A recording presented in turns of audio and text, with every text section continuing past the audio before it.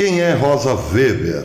Esse é o último documentário da Brasil Paralelo, que essa semana trouxe um vídeo por dia, um documentário por dia, falando de um juízo supremo por dia. O último, o de hoje, é Quem é Rosa Weber? Você tem acesso a esse documentário pela plataforma da Brasil Paralelo e também pelo seu canal no YouTube. O canal Professor Belei tem a honra de ser parceiro da Brasil Paralelo e eu estou aqui para lembrá-lo que esse pessoal aí da Brasil Paralelo tem transformado o Brasil. Sim, tem mudado a mentalidade de muita gente, dando-nos subsídios para entendê-la. Para entender a nossa realidade, é preciso que alguém nos tire a viseira, aquela que foi colocada pela grande mídia, pelos meios de comunicação, pela indústria livresca do país durante décadas. Hoje é preciso, sim, que tenhamos acesso a esses conteúdos para entendermos o que aconteceu no Brasil nos últimos 100 anos e o que está acontecendo agora. Então, para isso, para que você também faça parte desse time de pessoas que está mudando o Brasil, é preciso que você se torne membro da Brasil Paralelo. Por R$10 você se torna membro com direito a todo o conteúdo exclusivo da sua plataforma. Torne-se membro da Brasil Paralelo clicando aqui abaixo neste link. Se você se tornar membro da Brasil Paralelo por este link que eu deixo aqui na descrição, abaixo do vídeo, você estará ajudando também o canal Professor Belei. Torne-se membro da Brasil Paralelo, torne-se um patriota desperto e acorde outros também. E você também ajuda o canal Professor Belei tornando-se membro por aqui, por este link. É isso aí, meus amigos. Precisamos nos unir, porque árdua é a luta e curto é o dia.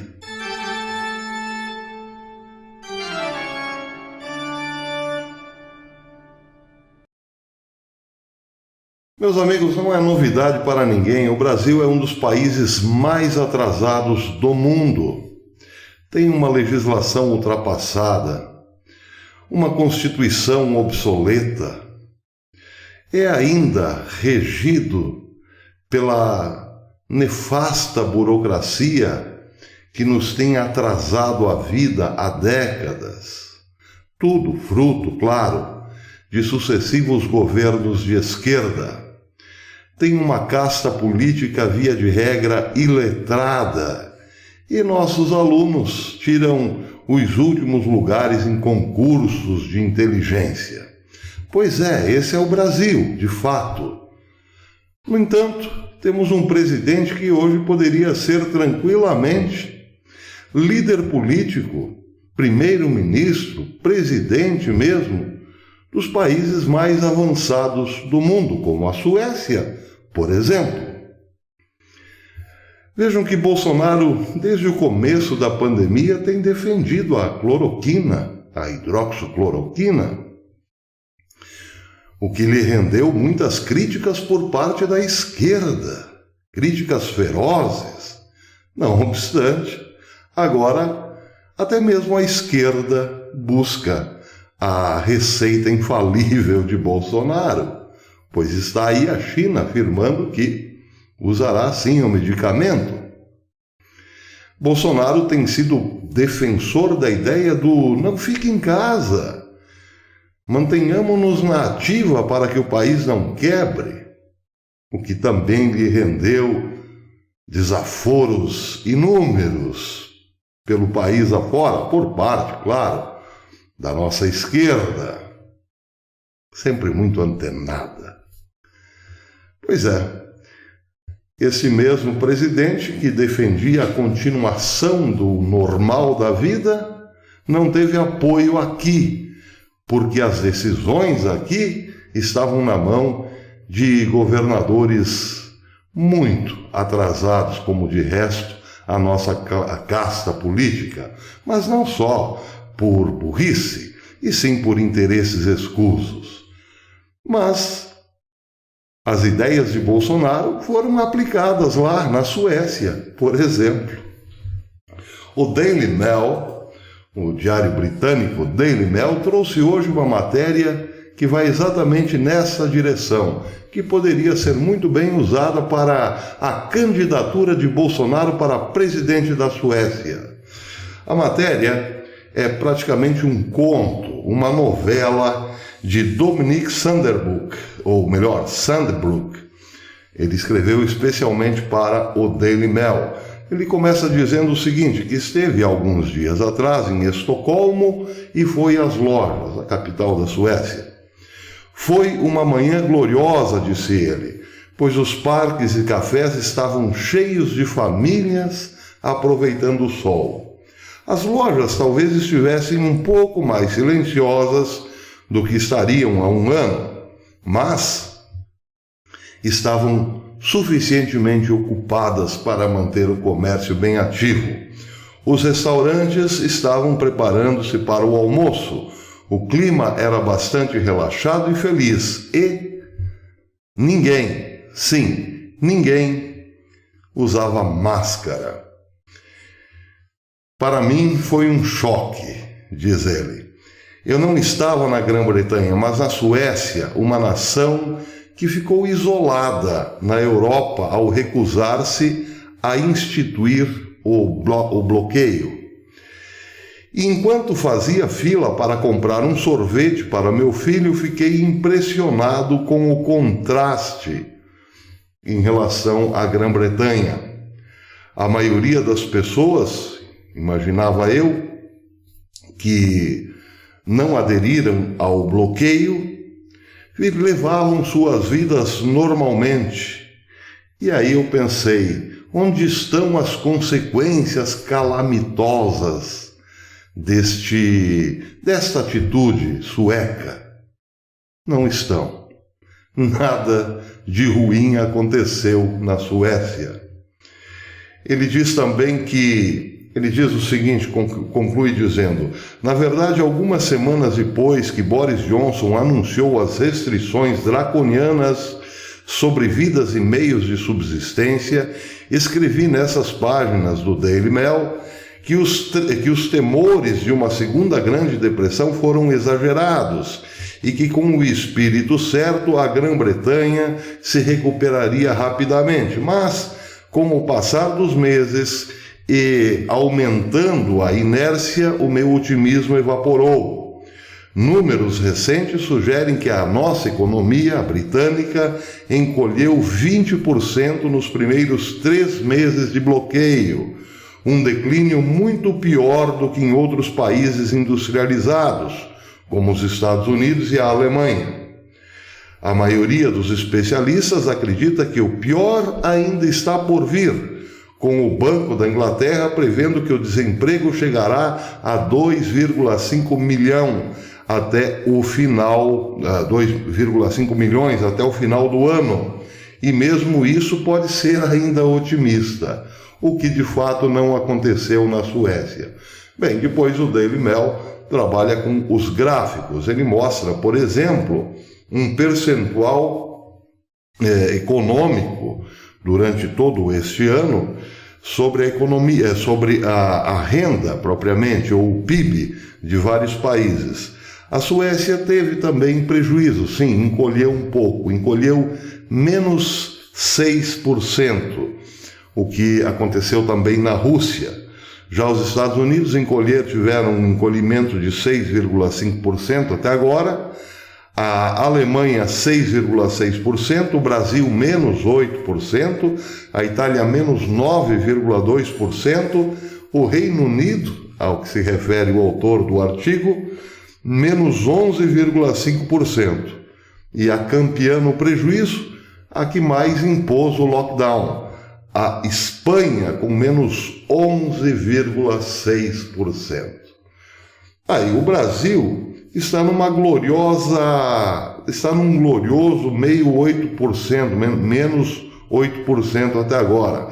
Graças, é claro, ao seu presidente, que teria tudo para estar no controle da Suécia, e ao povo brasileiro que ainda tem apesar dos pesares, ainda tem lucidez suficiente para não se deixar levar pela onda de derrotismo ou pelo pensamento hegemônico da esquerda.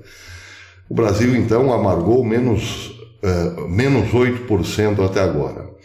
Pois bem, em relação à Suécia, é um dos países que menos foi afetado economicamente, teve problemas, evidentemente, mas soube lidar com o problema sem levar o pânico à sua população, sem escravizá-la e sem que os meganhas, por exemplo, praticassem atos de violência, truculência contra pessoas normais, contra civis, pagadores de impostos e assim por diante, por simplesmente estarem por aí sem máscara. Lá não houve esse trauma. Muito bem, a segunda notícia interessante do dia é que o inimigo político de Vladimir Putin, Alexei Navalny, já está na Alemanha.